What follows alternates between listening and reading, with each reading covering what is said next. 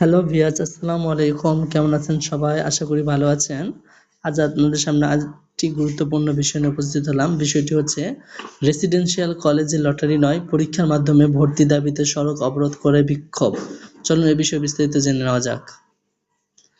Digital lottery নয়, পরীক্ষার মাধ্যমে ভর্তির দাবিতে রাজধানীর আসাদগেট এলাকায় সড়ক অবরোধ করে বিক্ষোভ করছেন রেসিডেন্সিয়াল মডেল স্কুল অ্যান্ড কলেজের শিক্ষার্থীরা।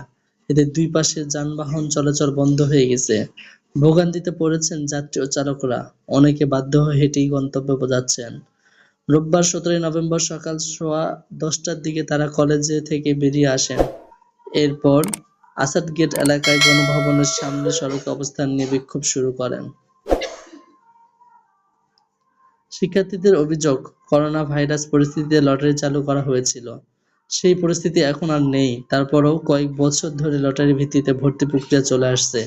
মেধা থাকা সত্ত্বেও শিক্ষার্থীরা প্রতিষ্ঠানটিতে পড়ার সুযোগ হারাচ্ছেন। তাই লটারি প্রথা আর চান না তারা।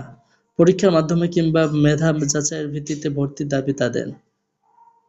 তারা আরও বলেন, বিশেষ করে তৃতীয়, চতুর্থ, ষষ্ঠ ও নবম শ্রেণীতে খুব দ্রুত পরীক্ষার মাধ্যমে ভর্তি নিয়ে মেধার মূল্যায়ন করতে হবে।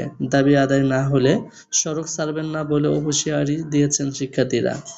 জানা গেছে, ভর্তির বিষয়ে শিক্ষার্থীদের সঙ্গে সকালে একাধিকবার বসেছে কলেজ কর্তৃপক্ষ। তাদের আন্দোলন না করার আহ্বানও জানানো হয়। তারপরও কলেজ থেকে বেরিয়ে শিক্ষার্থীরা গণভবনের সামনে সড়কে অবস্থান নেন।